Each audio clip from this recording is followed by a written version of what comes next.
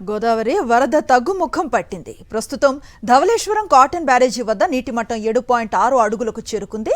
5 లక్షలకు పైగా క్యూసెక్కుల నీటిని సముద్రంలో విడుదల చేస్తున్నారు.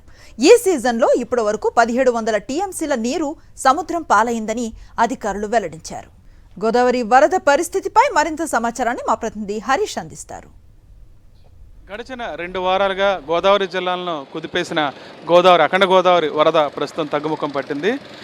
గత నెల 29న అత్యధికంగా 16,14,000 క్యూసెక్కులు నీటిని ధవళేశ్వరం కాటన్ బ్యారేజ్ నుండి సముద్రంలోకి విడుదల చేశారు. దాంతో లంక గ్రామాలకు వెళ్లే రహదారులన్నీ జలమయమయ్యాయి. అదేవిధంగా ఎగువనున్న ఏజెన్సీ విలీన గ్రామాలు పూర్తిగా గోదావరి, శబరి, కొండవాగుల ప్రభావంతో పెద్ద ఎత్తున జలమయం అవడే కాకుండా జాతీయ రహదారులు కూడా వరద నీరుతో తెగిపోవడంతో దాదాపు 200 గ్రామాలకు రాకపోకలు కూడా నిలిచిపోయాయి. చాలా గిరిజన గ్రామాలు జల దిగ్బంధంలోనే ఉండిపోయాయి. ఎగువ నుంచి వచ్చే వరద చాలా వరకు తగ్గిపోయింది. ప్రస్తుతానికైతే బ్యారేజ్ వద్ద వరద నీటి మట్టం 7.6 అడుగులకు చేరుకుంది. చాలా సాధారణ స్థితికి చేరుకుంది. అదేవిధంగా ఎగువ నుంచి వచ్చే గోదావరి వరద నీరు కూడా చాలా వరకు తగ్గిపోయింది. ప్రస్తుతం అయితే 5,44,000 క్యూసెక్కుల నీటిని మాత్రమే సముద్రంలోకి విడుదల చేస్తున్నారు. దిగువ ప్రాంతాల్లో ఎక్కడెక్కడైతే ఈ కాజువేలు తెగిపోయాయో ఆ ప్రాంతాల్లో మళ్ళీ సాధారణ పరిస్థితి నెలకొంటుంది. రహదారులు పునరుద్ధరణ జరుగుతుంది. రాకపోకలు యథాతథ స్థితికి చేరుకుంటున్నాయి. ప్రధానంగా వరద ప్రభావిత ప్రాంతాల్లో సహాయక చర్యలు గతంలో సరిగా అందకపోవడంతో చాలా ఇబ్బందులు ప్రజలు ఎదుర్కొన్నారు. ఈ నేపథ్యంలో ఆ ప్రాంతాలన్నీ మళ్ళీ సాధారణ జనజీవన స్థాయికి చేరుకునే పరిస్థితి నెలకొంది.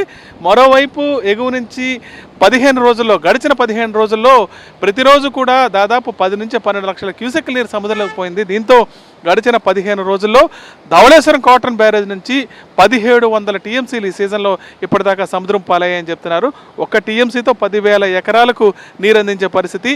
కొన్ని వందల టీఎంసీలు 1700 టీఎంసీలు సముద్రంలో కలిసిపోయింటే కొన్ని లక్షల ఎకరాలకు నీరందించే నీరంతా గోదావరి నుంచి సముద్రంలో కలిసిపోయింది. మరోవైపు ధవళేశ్వరం కాటన్ బ్యారేజ్ దగ్గర కూడా సాధారణ పరిస్థితి నెలకొంది. ప్రమాద హెచ్చరికలన్నీ ఇప్పటికే ఉపశమనం జరిగిపోయింది. కొట్టుకొచ్చి గోదావరి ఈ బ్యారేజ్ మొదటి గేట్ వద్ద నిలిచిపోయిన మరపడవను అయితే బయటకు తీసే ప్రయత్నాలు అయితే జోరుగా చేస్తున్నారు. ఇప్పటివరకు ఆ పడవను అయితే ఇప్పుడు బయటకు తీసుకొచ్చే పరిస్థితి ఇంతవరకు లేదు. రకరకాల క్రేన్లు ఉపయోగించి బయటకు వెలికి తీసే ప్రయత్నం అయితే చేస్తున్నారు. దానివల్ల బ్యారేజ్ ఎటువంటి ముప్పు లేకపోయినా సరే మొదటి గేట్ వద్ద చిక్కుకుపోయి ఉండడంతో దానికి బయటకు తీసేందుకు ప్రయత్నిస్తున్నారు. ప్రస్తుతానికి ఎగువ ప్రాంతంలో మళ్ళీ వర్షాలు పడటంతో కొండవాగులు పొంగి ప్రవహిస్తున్నాయి.